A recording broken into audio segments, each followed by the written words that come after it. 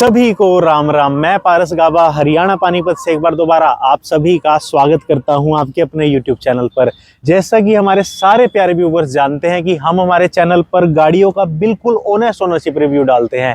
लेकिन क्यों डालते हैं, पड़ी गया हमें डालने की, इसलिए डालते हैं ताकि आप सभी प्यारे व्यूवर्स बिना पैसा लगाए, बिना उसे खरीदे, उसके बारे में सब कुछ जान जाएं, सारी अच्छाई सारी बुराई, ताकि कल को जब आप उस गाड़ी पे पैसा लगाएं, आप खरीदें या आप अपने किसी सगे संबंधी को खरीदवाएं तो आपको किसी प्रकार की दिक्कत, कंफ्यूजन, पीड़ा, सुख दुख ना फील हो कि ये भैया क्या ले लिया, किस पे पैसा लगा दिया। उसी तरीके से हमने एक सीरीज चलाई जिसमें आपका कुछ भी बजट है उसमें आपके लिए बेस्ट कार कौन सी हो सकती है, चाहे आपका बजट 5 लाख हो, 50 लाख हो, 25 लाख हो, 20 लाख हो। उसी तरीके से अगर आपकी जेब में आज मात्र 20 लाख रुपए है ना, तो आपके लिए एक ऐसी कार लेके आ रहे हैं जो आपको सारे फीचर देगी, रोब देगी, रुतबा देगी और ऐसी हाई एंड परफॉर्मेंस देगी जिसकी कोई हद नहीं। लेकिन आज एक इंटरेस्टिंग बात ये होने वाली है, जनता के स्कॉर्पियो एन के पास अनगिनत रिव्यूज अवेलेबल है यूट्यूब पे जो डीजल वेरिएंट के हैं। पेट्रोल चलाने के लिए दम चाहिए होता है। हमारे पास एक ऐसे इंसान आज मौजूद हैं जिन्होंने इसका पेट्रोल वेरिएंट लिया, अच्छी खासी माइलेज भी इससे निकाल रहे हैं और डीजल की लाइफ जो 10 साल हो चुकी है एनसीआर में, उसको देखते हुए और आगे हाइब्रिड के फ्यूचर को देखते हुए पेट्रोल वेरिएंट लिया है। आपको भी फ्यूचर में लेना पड़ेगा, इसलिए इस रिव्यू के एंड तक बने रहना। तो चैनल पर स्वागत करते हैं गाबा साहब जी का। गाबा साहब जी धन्यवाद समय देने के लिए, नई गाड़ी की बहुत बहुत बधाई। थैंक यू जी, थैंक यू वेरी मच। गाड़ी से पहले तो आप अपने बारे में बता दीजिए। मैं सुमित गाबा, हाँ जी, पानीपत में ही रहता हूँ और अपना यान का बिजनेस है, मैन्युफैक्चरिंग है शनील की। आप देख लो आज दो गाबा आपको मिलने वाले हैं। मैं अपनी तरफ से बेस्ट देता हूं, आज भैया मुझे मिल गए, आज ड्यूअलिटी हो जाएगी बेस्ट में। तो सबसे पहला क्वेश्चन ना बाकी चीजों को छोड़ते हुए यही है कि वाई स्कॉर्पियो एन आपके बजट में एक्सयूवी 700 ले लो, Tata Safari, Tata Harrier, MG Hector and many more, फिर इसका डिसीजन? देखो, मैंने लेने से पहले एमजी देखी थी। एमजी का इंटीरियर तो टॉप नॉच है, उससे हाँ, बढ़िया कोई इंटीरियर नहीं। सही बात है। बस उसका थोड़ा फ्यूचर को देखते हुए रीसेल वैल्यू या फिर वो कंपनी ही 8.5 की पेट्रोल में क्लेम करती है, तो ऑन रोड एक्चुअल में क्या आएगी वो थोड़ा सा माइंड में था। सही बात। एक्सयूवी 700 से इसका रोब थोड़ा ज्यादा है। सही बात है, ये रुतबा देती है, पावर देती है। और डीजल में लेनी थी इसलिए टाटा लेनी। सही बात, डीजल में नहीं लेनी थी इसलिए टाटा नहीं ली, लेकिन नहीं तो अदरवाइज प्रेफरेंस रखते आप सफारी की, हैरियर की? मैं एक्चुअली पहले मेरे पास सफारी रह चुकी है, 2010 में मैंने सफारी यूज की हुई है। हाँ जी। तो सफारी है, लेकिन वो सब डीजल पेट्रोल वाला इशू था। और जिस टाइम इनके पास सफारी रही है ना, तब उसमें मोटे मोटे एलॉय व्हील डलवाए थे मैंने, डलवाए थे। एक अलग ही खुशी, एक अलग ही वाइब चलती थी। तो आपने कौन सा वेरिएंट लिया, कितने का आपको ऑन रोड पड़ गया? ये Z8 सेलेक्ट पेट्रोल ऑटोमेटिक और ये 21 के अराउंड ऑन रोड है। ये 21 लाख का ऑन रोड है। मुझे उससे थोड़ा कम पड़ा, लेकिन आप गाबा हो, आप डिस्काउंट लाए होगे। लिए मैंने, अच्छी खासी डिस्काउंट ली है। तो आपको कितने का ऑन रोड एग्जैक्टली पड़ गया?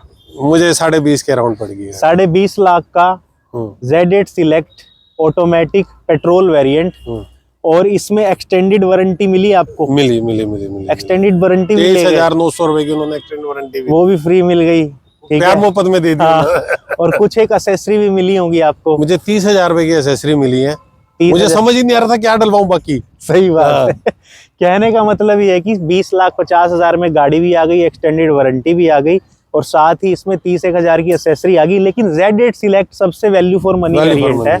क्यों है सबको बता देता हूँ। Z6 अगर आप लेते हैं ना, तो Z6 में कुछ सिलेक्टेड फीचर इन्होंने ऐड करके Z8 सिलेक्ट को बना दिया और Z8 से कुछ सिलेक्टेड फीचर काट के फिर इसमें दे दिए। जो इन्होंने फीचर काटे हैं ना, मेरे हिसाब से उनकी नीड थी नहीं मुझे, सच बात, इसलिए मेरे को ये ठीक लगा। एक बार सबको बता देता हूँ कि 20.5 लाख भर के उनके मिलेगा क्या क्या। आपकी चाबी मिलेगी एक बार देखो, एक ही ओरिजिनल दी है, बाकी तो दूसरी डमी। हाँ, चाबी एक मिलेगी सेंटर लॉकिंग की, दूसरी डमी मिलेगी, मतलब सेंटर लॉकिंग की एक चाबी मिलेगी, है ना। ये टॉप एंड वाली लाइट्स मिलेंगी आपको। प्रोजेक्टर बेस्ड ये एलईडी है और यहाँ पे रिफ्लेक्टर बेस्ड है, एक प्रोजेक्टर बेस्ड है। फोग लैम्प भी आपको एलईडी बेस्ड मिलते हैं। यहाँ पे डीआरएल भी मिलेंगे। 17 इंच की इसमें आपको टायर मिलेंगे, जबकि टॉप एंड में आपको 18 इंच के मिलते हैं। 187 से 190 mm की ग्राउंड क्लियरेंस मिलती है। यहाँ पे आपको सेंसर वाली एंट्री नहीं मिलती, वो टॉप एंड में मिलती है, लेकिन यहाँ पे आपको स्मार्ट की नहीं मिलती। ORVM एडजस्ट करने का ऑप्शन मिलेगा, बट आपको यहाँ पे रिट्रैक्ट करने का ऑप्शन नहीं मिलेगा। Z8 सिलेक्ट में आपको हाथ से करने पड़ते हैं, थोड़ा अनोइंग नहीं लगता? ये हाथ से बंद करने पड़ते हैं। अभी तो जरूरत नहीं पड़ी।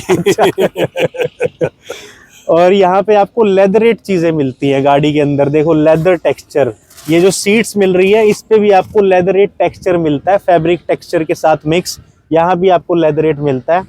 और अगर अंदर की बात करें, आपको इसमें ड्यूअल जोन एसी नहीं मिलेगा, सिंपल एसी मिलेगा, लेकिन आपको सनरूफ और वायरलेस चार्जर मिल जाता है। मतलब Z8 सिलेक्ट लेने का यही फायदा होता है कि सनरूफ दे दिया, वायरलेस चार्जर दे दिया और ग्लोसी ब्लैक के टच दे दिया। बेसिक नीड जो है ना वो सारी इसमें पूरी होती है। काट पीट के अनंत फीचर है, लेकिन यहाँ तो हम ओनरशिप रिव्यू लेने आए हैं।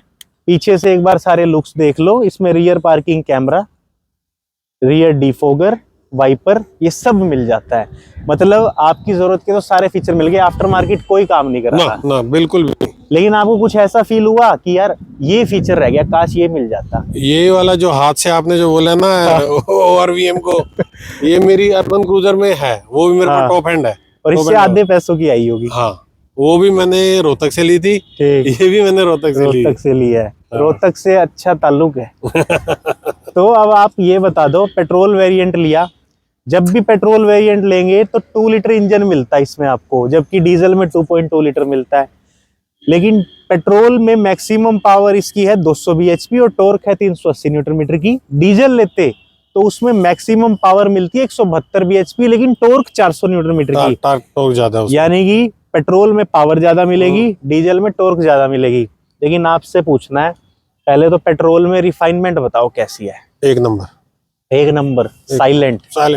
सबको थोड़ी सी चला के दिखाई, बिल्कुल, मतलब स्टार्ट करके यहीं पे खड़े कि क्या रिफाइनमेंट मिलती है। मैं माइक का नॉइज कैंसिलेशन ऑन करता हूँ, कैबिन में तो आवाज आती नहीं होगी, लेकिन ये बोनेट की आवाज।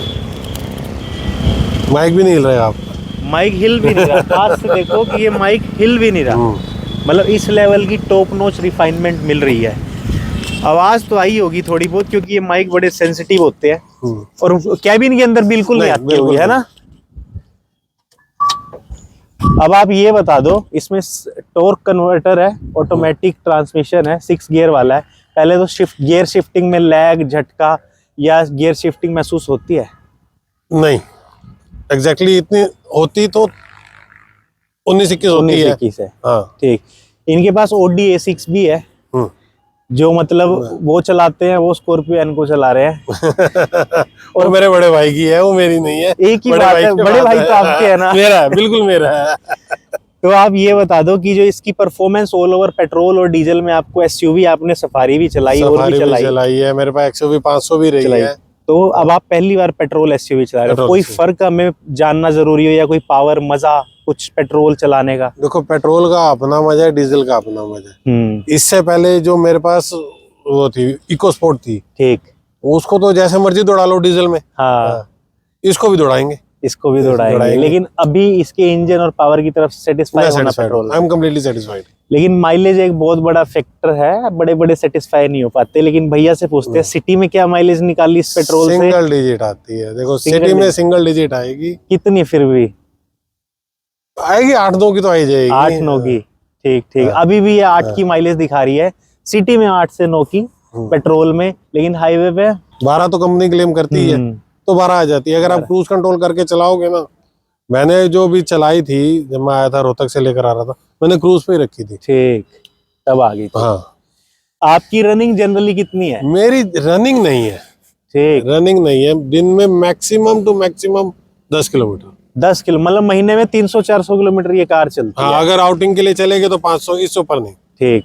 और जनरली आपके पास और भी कार होगी? दूसरी गाड़ी भी है, इस करके तो आधी होगी ना। हाँ, लेकिन कहने का मतलब जिसकी ज्यादा रनिंग है और जिसके पास सेकेंडरी व्हीकल नहीं है, उसको ये पी जाएगी। हाँ। उसको थोड़ा घबराहट हो जाएगी, चुसा देगी, है ना? और एक ना बड़ी इंटरेस्टिंग बात भैया मुझे मिले, मैंने पूछी, मैंने कहा आप हर 5 साल में 4 साल में नई गाड़ी ले लेते, तो उसका क्या कारण होता है? वो कारण कैमरे पे भी बता दो। EMI खत्म हो जाती है ना तो गाड़ी पुरानी लगने लगती है। ठीक। भैया कहते हैं कि जब तक EMI आ रही है तब तक गाड़ी नवी लगती है, तब तक गाड़ी मेरे को नई लगती है, जब तक मुझे भरनी आ रही। जिस दिन EMI खत्म, मेरा गाड़ी से मन उतर उड़ जाता जाता है, है। फिर नई चाहिए। अब मेरी इको स्पोर्ट सिर्फ 66,000 किलोमीटर चली थी, 66,000। हाँ। EMI खत्म हो गई और थी। कितने टाइम में? 6 साल। 6 साल में 66,000 चली और EMI खत्म होती। EMI तो 1 साल हो गया था उसको खत्म हुए को, तो हाँ। 1 साल से सोच रहा था बदल लेता हूँ।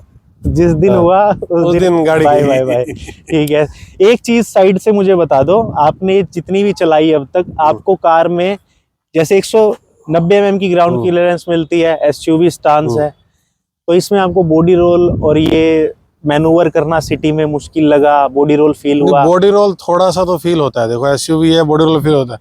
सिडान चलाओ आप, उधर से अगर चला रहे हो और इसको चला रहे हो, फर्क पता लग जाता है। पता लग जाता है। मेरी अर्बन क्रूजर को चलाता हूँ, वो भी इससे कम बॉडी रोल देती है। ठीक, बॉडी रोल तो मिलता है। मिलेगा। लेकिन सिटी में मैनूवर करना आसान है स्कॉर्पियो को? सिटी में चलाना की सिटी प्रैक्टिस करनी पड़ती है?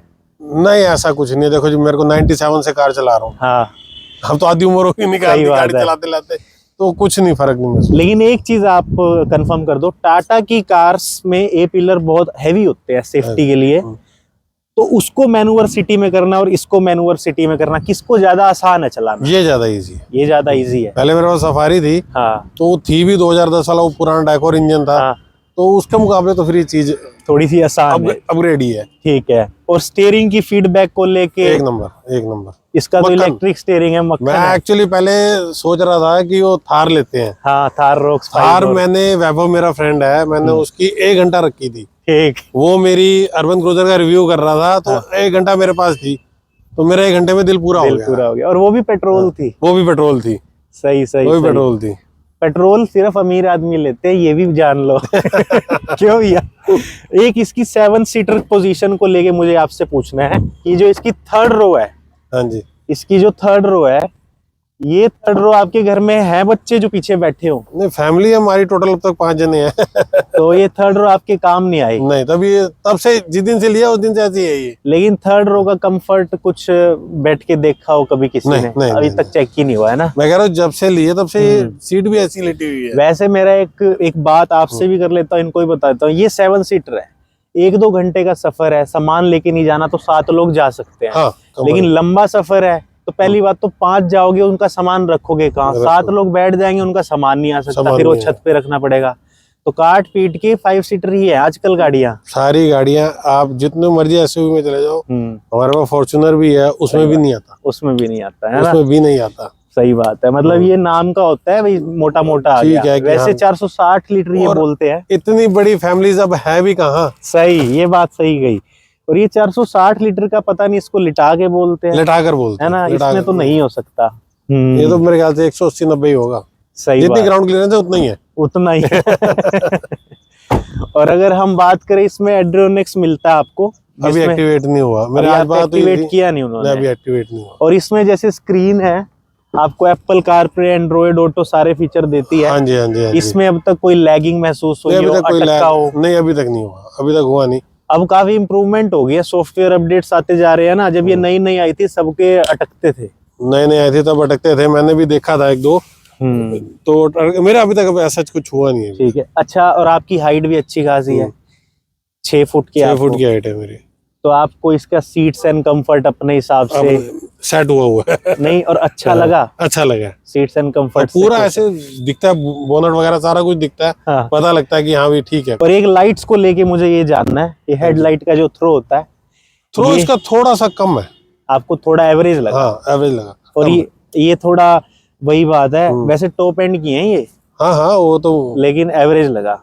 मैं जब मेरे को बीच में इन्होंने बताया था Z4 में बहुत मोटा डिस्काउंट दे रहे थे, हाँ ऑटोमेटिक में ही। ठीक। एक बार नियत खराब हुई थी, हाँ, फिर सोचा मैं सारी एसेसरी लगवा लेता हूँ। सही बात है। जब देखा ना कि ये उसमें तो वो हेलोजन लाइटें नहीं है, हाँ। मतलब मगर नहीं, अब के चेंज कैंसिल। एक लाइट के चक्कर में भाई साहब 3 वेरिएंट ऊपर चले गए। लाइट के चक्कर में 5 लाख रुपए फालतू लग गए। और वो भी ठीक ठाक मिली।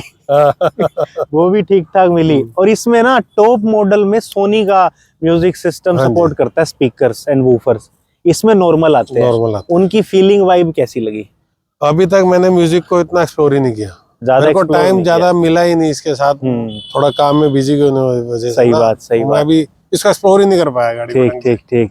बाकी भाई साहब ये गाड़ी आपको पावर ज्यादा देती है, डीजल टॉर्क ज्यादा देता है, Average कम ऐसे ही देती था है। ना, मैं भूल गया। पावर ज्यादा देती है, टॉर्क कम देती है डीजल से, हाँ, और माइलेज भी कम देती है। माइलेज भी कम देती है। माइलेज आपको फिर से हम रिपीट कर देते हैं, सिटी में सर सिंगल डिजिट, सिंगल भी डिजिट भी बता दो। 8-9, 8-9 की, और हाईवे पे 12-13 की, हाँ है ना? 12 तो कंपनी क्लेम करती है, तो 12 आ जाती है अगर आप क्रूज कंट्रोल करके चलाओगे ना। मैंने जो भी चलाई थी जब मैं आया था रोहतक से लेकर आ रहा था, मैंने क्रूज पे ही रखी थी। ठीक, तब आ गई थी। हाँ, अब इतनी सारी अंदर की और बाहर की बातें करने के बाद एक फाइनल बात करेंगे भैया से, लेकिन वो जाने से पहले जाओ चैनल को सब्सक्राइब करो, वीडियो अब तक अच्छी लगी हो लाइक करो, कुछ भी इस वीडियो में अच्छा लगा वो कमेंट करो, कोई बिल्कुल क्वेरी करो। कमेंट करो, और आपस में भी एक दूसरे की क्वेरीज रिसोल्व करो कमेंट्स में। सबकी मदद होनी चाहिए, सब करें एक दूसरे की। तो इतनी सारी अंदर की और बाहर की बात करने के बाद सुमित गाबा जी से एक फाइनल बात पूछते हैं कि गाबा साहब, हाँ जी। गाड़ी को लेकर सुखी या दुखी, सजा मिली या मजा, सारे व्यूवर्स को क्या सलाह दोगे? देखो जी, मजा ही मजा है, मजा ही मजा है। ठीक, इस गाड़ी को लेते समय हार्ट टाइट नहीं हुआ, हाँ इसलिए मजा है, मजा है। सोचना नहीं पड़ा। सोचना नहीं पड़ा, और रनिंग कम है, रनिंग कम है, इस तो करके पेट्रोल का भी नहीं सोच पेट्रोल। रहे। इसमें मैं एक एड ऑन कर देता हूं अपना कि अगर Z8 सिलेक्ट लोगे, सारे फीचर मिल जाते हैं, एक फीचर को छोड़ के ORVM अंदर से रिट्रैक्ट नहीं होते। Other than that I think TPMS है आपकी कार में, टायर प्रेशर मॉनिटरिंग नहीं, वो सिस्टम, नहीं है। वो भी नहीं है ना? नहीं। पहले नहीं था, अब क्या पता अपडेट में आ गया हो, और क्या पता इसमें भी हो, वी आर नॉट श्योर। लेकिन अदर देन दैट ये सबसे वैल्यू फॉर मनी वेरिएंट है। ये Z6 की मार्केट खा गया, ये Z8 की खा गया, सबकी मार्केट खा गया ये वेरिएंट। ये बेस्ट प्रोडक्ट है, बेस्ट प्रोडक्ट है। तो वीडियो को एंड तक देखने के लिए आप सभी का धन्यवाद। सुमित गाबा भाई जी ने हमें अपना ओनरशिप रिव्यू दिया, उसके लिए धन्यवाद। स्कॉर्पियो एन का पेट्रोल ओनरशिप बहुत रेयर अवेलेबल है, हमारे चैनल पे हो गया, तो आपका फिर से धन्यवाद। थैंक यू भैया। और सभी ने अंत तक वीडियो को देखा, आप सभी का भी धन्यवाद। हमारी अगली वीडियोस को जरूर देखें, और चैनल पे सर्च करें पारस गाबा 3XO, पारस गाबा फ्रोंक्स, पारस गाबा हैरियर, सफारी, सारी गाड़ियां आपको मिल जाएंगी, उनका रिव्यू देखें। Thank you for watching, kindly subscribe.